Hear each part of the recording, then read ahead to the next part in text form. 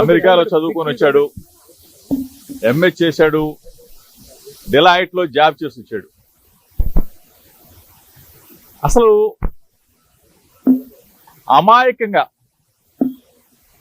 ఎటువంటి తప్పు చేయనటువంటి మా కుటుంబాన్ని, నా మీద కక్ష ఉంటే ఉండొచ్చు చంద్రబాబు నాయుడు గారికి, నా మీద కక్ష ఉంటే ఉండొచ్చు లోకేష్కి. ఎగిరిగోల్డ్ ఏంటి బాబు? ఎగిరిగోల్డ్ ఆస్తులు ఆల్రెడీ అటాచ్మెంట్ లో ఉన్నాయి. మొట్టమొదటిసారి నేను మీడియా ముందు మాట్లాడుతా ఉన్నా. మొట్టమొదటిసారిగా ప్రభుత్వం అధికారంలోకి వచ్చిన తర్వాత మొట్టమొదటిసారిగా మీడియా ముందుకు వచ్చారు. ప్రభుత్వం ఏదైనా మంచి చేస్తే మంచి చెప్దామని చెప్పి అనుకున్నాం. కానీ ఈరోజు ఎగ్రిగోల్డ్ భూములు ఏంటి? ఆల్రెడీ అటాచ్మెంట్ లో ఉన్న భూముల్ని ఎవరన్నా కొంటారా? అటాచ్మెంట్ లో ఉన్న భూములు, అది కూడా 2300 గజాల భూమి. ఆ 2300 గజాల భూమిని ఈనాడు పేపర్లో పబ్లిష్ చేసిన తర్వాత మా బాబాయ్ గారు, నా కుమారుడు ఏ విధంగా అయితే మనం కొనుగోలు చేస్తామో అట్లానే కొనుగోలు చేసి రిజిస్ట్రేషన్ చేసుకున్న తర్వాత అది మళ్ళా వేరే వాళ్ళకి అమ్మటం జరిగింది.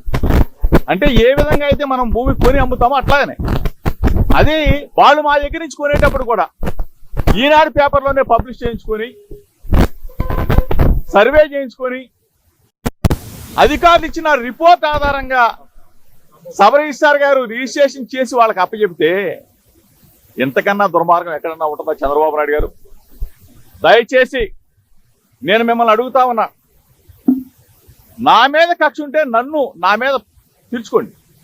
అంటే అభం శుభం తెలియని నా కుమారుడి మీద, అమెరికాలో చదివి వచ్చాడు, ఎంఏ చేశాడు, డిలాయిట్ లో జాబ్ చేస్తున్నా నా కుమారుడి మీద మీరు ఈ విధంగా కక్ష తీర్చుకునే కార్యక్రమం చేయటం న్యాయమేనా? మీకు ధర్మమేనా అని అడుగుతా ఉన్నా. దయచేసి ఆలోచన చేసుకోమని అడుగుతా ఉన్నా. ప్రభుత్వాలు వస్తూ ఉంటాయి, పోతా ఉంటాయి. మీరు అధికారంలో ఉన్నారు, దయచేసి ఒకసారి ఆలోచన చేసుకోండి. మేము అధికారంలో ఉన్నప్పుడు మీ మీద దాడికి రాలా. దయచేసి మీరు ఆ మైండ్ లో గానీ ఆ ఆలోచన గానీ ఉంటే తీసేసుకోండి. ఆనాటి ముఖ్యమంత్రి జగన్మోహన్ రెడ్డి గారి మీద అయ్యన్న పాత్రుడు గారు చేసిన విమర్శల్ని, నానా బూతులు తిరిగిన తర్వాత మీ ఇంటికి వచ్చి నిరసన, పెద్ద మనిషికి నిరసన తెలియజేయడానికి వచ్చాను తప్ప మీకు చెప్తే ఈ వ్యవస్థని మారుస్తారేమో, 40 సంవత్సరాల చరిత్ర ఉన్న రాజకీయ అనుభవం ఉన్న చంద్రబాబు నాయుడు గారు ఒక మంచి చేస్తారేమో, ఒక మంచి ఉద్దేశంతో రాజకీయాలను తీసుకొస్తారేమో అని చెప్పేసి మేము ఆలోచన చేశాం. కానీ దయచేసి ఇటువంటి దుర్మార్గాలకి ఒడి కట్టవద్దు చంద్రబాబు నాయుడు గారు. ఇప్పుడు రాజకీయంగా మా మీద కక్ష తీసుకోవచ్చు, రెడ్ బుక్ రాజ్యాంగాన్ని మీరు తీసుకురావచ్చు, మీరు అమలు చేయనివచ్చు. మా మీద ఎందుకు సార్? మీరు 5 కోట్ల మందికి ఇచ్చిన, ప్రజలకు ఇచ్చిన వాగ్దానాలను ఆలోచించండి సార్. మీరు సూపర్ 6 మీద ఆలోచన చేయండి. ఆ సూపర్ 6 అమలు చేస్తే అందరూ కూడా ఆనందంగా ఉంటారు. అంతేగాని డైవర్షన్ పాలిటిక్స్ చేస్తూ అభం శుభం తెలియని పిల్లల మీద ఏంటి సార్ ఇది? దయచేసి మీకు కూడా పిల్లలు ఉన్నారు, నీకు కూడా పిల్లవాడు ఉన్నాడు. మీ ఇంటికి మా ఇల్లు ఎంత దూరమో మా ఇంటికి మీ ఇల్లు కూడా అంతే దూరం సార్. దయచేసి తెలుగుదేశం పార్టీ యావత్తుకు చెప్తా ఉన్నా, ఒక బలహీన వర్గాల వ్యక్తి జోగి రమేష్ కృష్ణా జిల్లాలో అంచెలంచెలుగా ఎదిగాడు. ఒక బలహీన వర్గాల వాడు, ఒక గౌడ కులస్తుడు ఎదిగితే హర్షించాల్సింది పోయి మీరు మా మీద కక్ష కట్టి మమ్మల్ని జైలు పాలు చేస్తే మీరు ఆనందం పొందుతారు. ఏంటి దుర్మార్గం? నిజంగా తప్పు చేసుంటే, నిజంగా మా కుమారుడు తప్పు చేసుంటే శిక్షించిన అదొక అందం.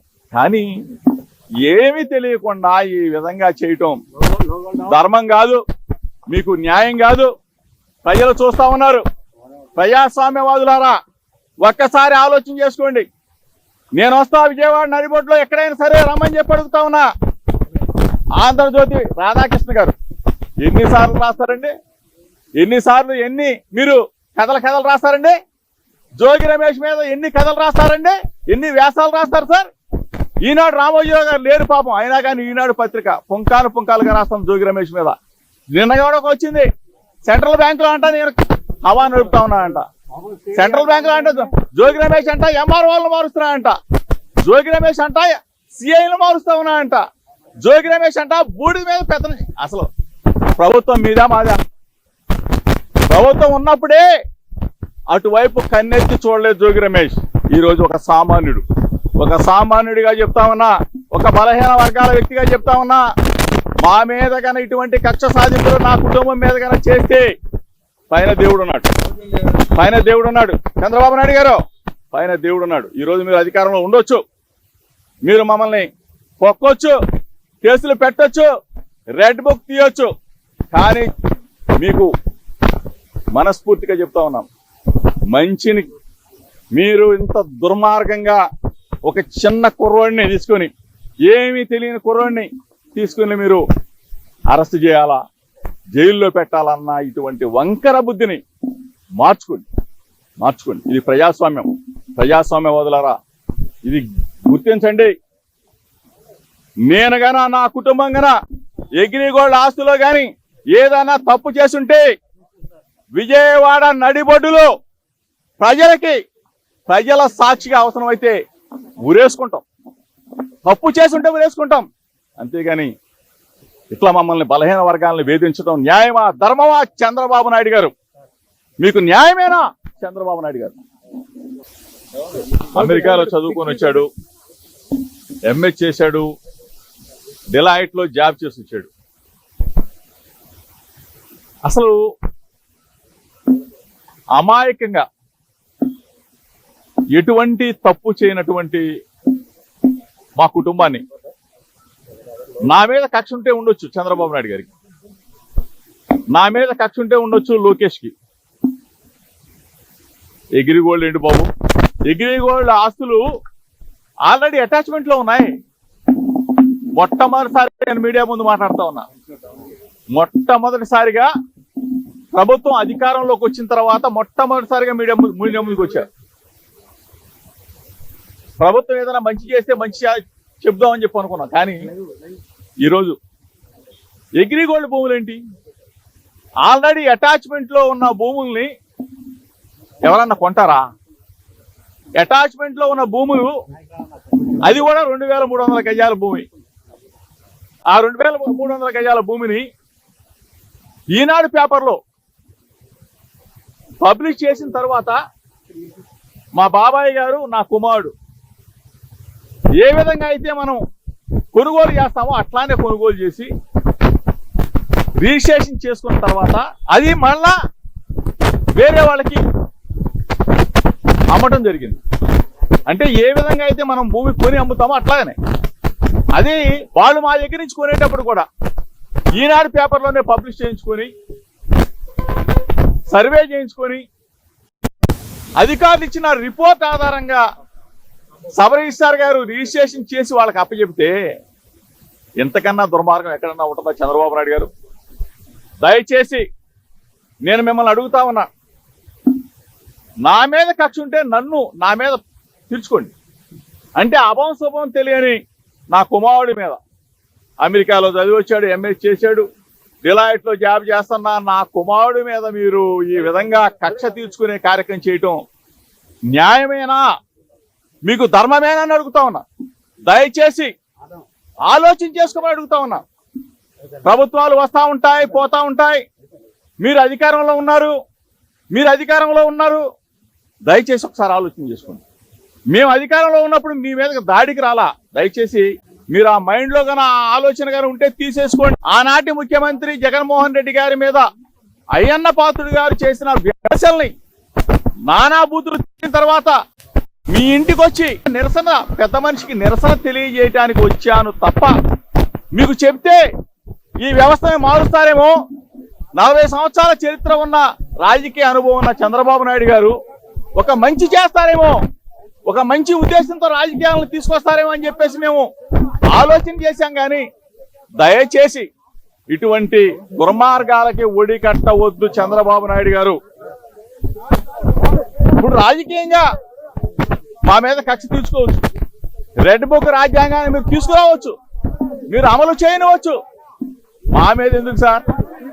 మీరు 5 కోట్ల మందికి ఇచ్చిన ప్రజలకు ఇచ్చిన వాగ్దానాలను ఆలోచించండి సార్. మీరు సూపర్ 6 మీద ఆలోచన చేయండి. ఆ సూపర్ 6 అమలు చేస్తే అందరూ కూడా ఆనందంగా ఉంటారు. అంతేగాని డైవర్షన్ పాలిటిక్స్ చేస్తూ అభం శుభం తెలియని పిల్లల మీద ఏంటి సార్ ఇది? దయచేసి మీకు కూడా పిల్లలు ఉన్నారు, మీకు కూడా పిల్లవాడు ఉన్నాడు. మీ ఇంటికి మా ఇల్లు ఎంత దూరమో మా ఇంటికి మీ ఇల్లు కూడా అంతే దూరం సార్. దయచేసి తెలుగుదేశం పార్టీ యావత్తుకు చెప్తా ఉన్నా, ఒక బలహీన వర్గాల వ్యక్తి జోగి రమేష్ కృష్ణా జిల్లాలో అంచెలంచెలుగా ఎదిగాడు. ఒక బలహీన వర్గాల వాడు, ఒక గౌడ కులస్తుడు ఎదిగితే హర్షించాల్సింది పోయి మీరు మా మీద కక్ష కట్టి మమ్మల్ని జైలు పాలు చేస్తే మీరు ఆనందం పొందుతారు. ఏంటి దుర్మార్గం? నిజంగా తప్పు చేసుంటే, నిజంగా మా కుమారుడు తప్పు చేసుంటే శిక్షించిన అదొక అందం. కానీ ఏమీ తెలియకుండా ఈ విధంగా చేయటం ధర్మం కాదు, మీకు న్యాయం కాదు. ప్రజలు చూస్తా ఉన్నారు. ప్రజాస్వామ్యవాదులారా, ఒక్కసారి ఆలోచన చేసుకోండి. నేను వస్తా విజయవాడ నడిబొడ్లో ఎక్కడైనా సరే రమ్మని చెప్పి అడుగుతా ఉన్నా. ఆంధ్రజ్యోతి రాధాకృష్ణ గారు ఎన్నిసార్లు రాస్తారండి? ఎన్ని మీరు కథలు రాస్తారండి? జోగి రమేష్ మీద ఎన్ని కథలు రాస్తారండి? ఎన్ని వ్యాసాలు రాస్తారు సార్? ఈనాడు రామోజీరావు గారు లేరు పాపం, అయినా కానీ ఈనాడు పత్రిక పుంకాలుగా రాస్తాం జోగి రమేష్ మీద. నిన్న కూడా వచ్చింది, సెంట్రల్ బ్యాంకులో అంట నేను హవా నడుపుతా ఉన్నానంట. సెంట్రల్ బ్యాంకులో అంటే జోగి రమేష్ అంట ఎంఆర్ఓలను మారుస్తున్నాడంట. జోగి రమేష్ అంట సిఐలను మారుస్తా ఉన్నాడంట. జోగి రమేష్ అంట బూడిద మీద పెద్ద. అసలు ప్రభుత్వం మీద మాదా? ప్రభుత్వం ఉన్నప్పుడే అటువైపు కన్నెత్తి చూడలేదు జోగి రమేష్. ఈరోజు ఒక సామాన్యుడిగా చెప్తా ఉన్నా, ఒక బలహీన వర్గాల వ్యక్తిగా చెప్తా ఉన్నా, మా మీద కన్నా ఇటువంటి కక్ష సాధింపులు నా కుటుంబం మీద కన్నా చేస్తే పైన దేవుడు ఉన్నాడు. చంద్రబాబు నాయుడు గారు, పైన దేవుడు ఉన్నాడు. ఈరోజు మీరు అధికారంలో ఉండొచ్చు, మీరు మమ్మల్ని పొక్కొచ్చు, కేసులు పెట్టొచ్చు, రెడ్ బుక్ తీయొచ్చు. కానీ మీకు మనస్ఫూర్తిగా చెప్తా ఉన్నాం, మంచిని మీరు ఇంత దుర్మార్గంగా ఒక చిన్న కుర్రోడిని తీసుకొని, ఏమీ తెలియని కుర్రోడిని తీసుకుని మీరు అరెస్ట్ చేయాలా, జైల్లో పెట్టాలన్న ఇటువంటి వంకర బుద్ధిని మార్చుకోండి. ఇది ప్రజాస్వామ్యవాదులారా, ఇది గుర్తించండి. నేను గానా, నా కుటుంబం గానా అగ్రిగోల్డ్ ఆస్తులో కానీ ఏదైనా తప్పు చేసుంటే విజయవాడ నడిబొడ్డులో ప్రజల సాక్షిగా అవసరమైతే ఊరేసుకుంటాం. తప్పు చేసుంటే ఊరేసుకుంటాం. అంతేగాని ఇట్లా మమ్మల్ని బలహీన వర్గాలను వేధించడం న్యాయమా, ధర్మమా? చంద్రబాబు నాయుడు గారు, మీకు న్యాయమేనా? చంద్రబాబు నాయుడు గారు, దయచేసి